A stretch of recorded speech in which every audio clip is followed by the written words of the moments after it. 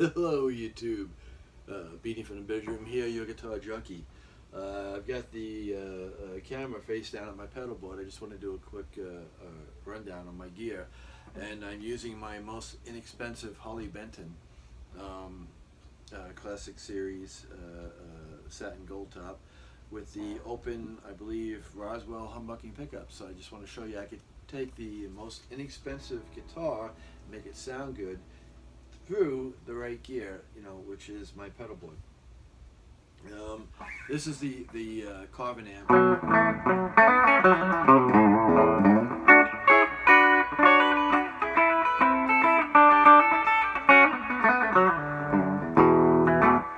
Then the most expensive pedal that I have, the TC Electronics triple play flashback. I have it like an echo.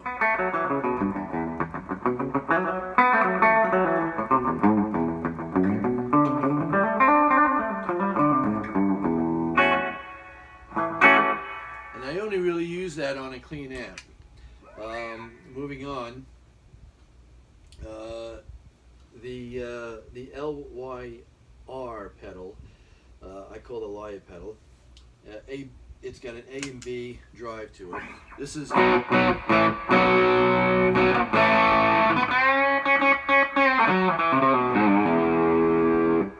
I could stack it with the B channel.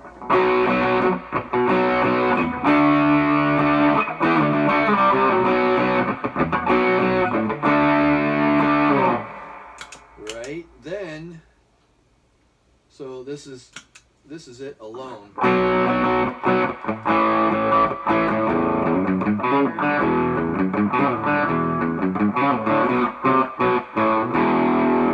So that's the B. Now again, when I stack it with the A,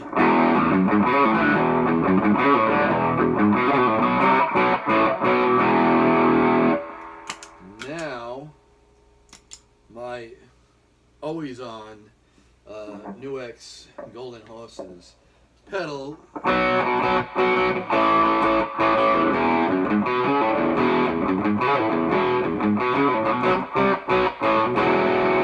is that. Now I could also use the A drive, which is like a vintage tube screamer, to give it a little bit more punch.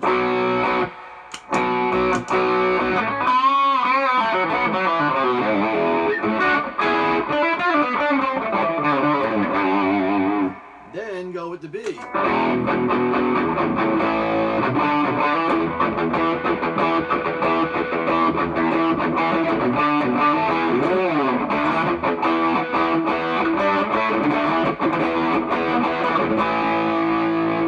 That's all together. You hear how quiet it is? But the best thing is to go with, this is my number one. I hit it twice. It's my number one channel on the Marshall. Right, not much. You hit it with A drive. A little bit more. Do the B. Do the A and a B.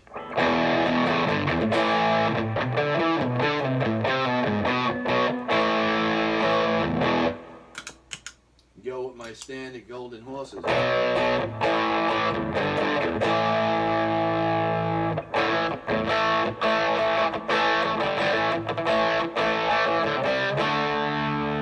Then stack it again, a little bit more punch.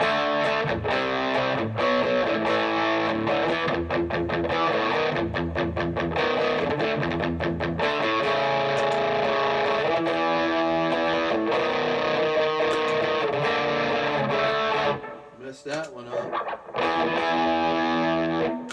Well, it doesn't sound too good there when they're stacked together. Just found that out. Let's go to channel 2.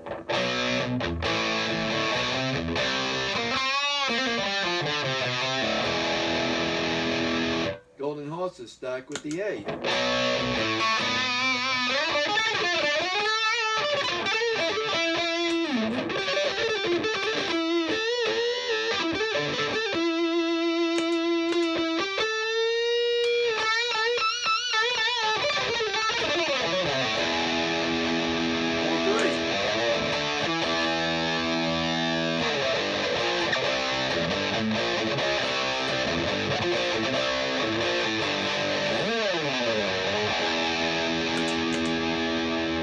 Then go to my all-time favorite channel 3. Without it, a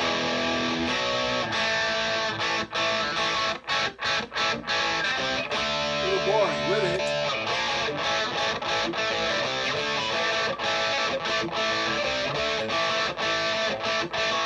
a little bit more.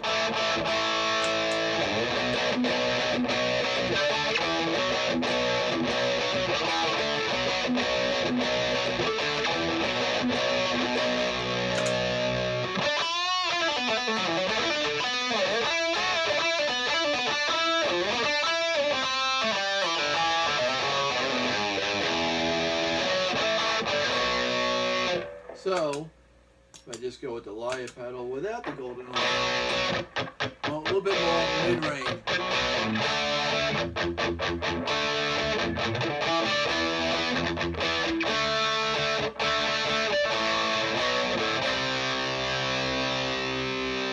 Put the two together.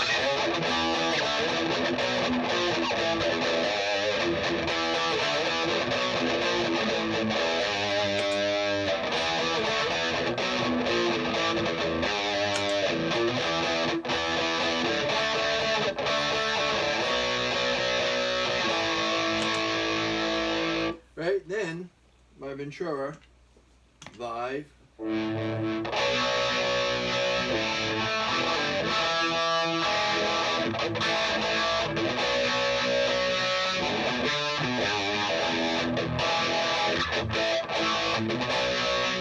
little bit more punch.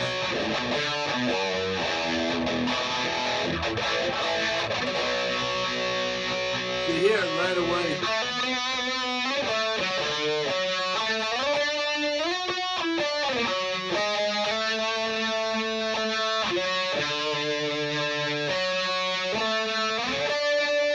Hold it.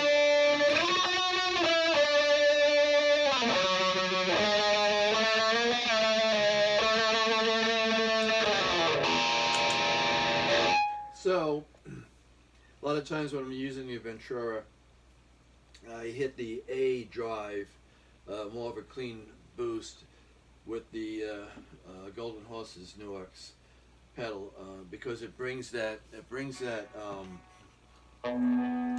Ventura more to life.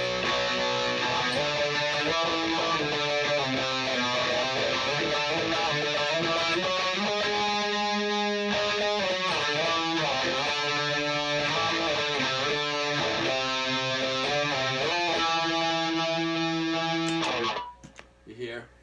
Yeah. And I don't know why. Then I use my. Here. So this is like an echo.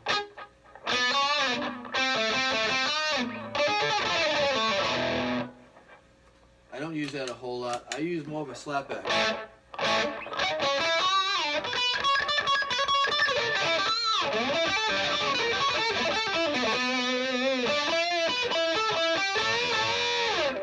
So that is normally on all the time. I don't know why I didn't have it on this time. So yeah, that's it. The tremolo I use on the clean amp, and only on the clean amp. That's why it's run in with the clean amp. I don't use it on dirty because it doesn't sound good on dirty. That with the Ventura, wow, just fills the room.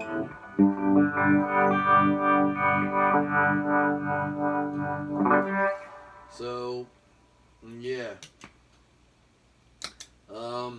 Loop station, you know, that's just because I don't have a band anymore. I need something to play with. We'll play two. And the Polytune, just to check, you know, it's good because on the fly you could just hit the Polytune and just with your thumb go across it, and it'll tell you right away. If you have any doubts, a string might be out, that'll tell you.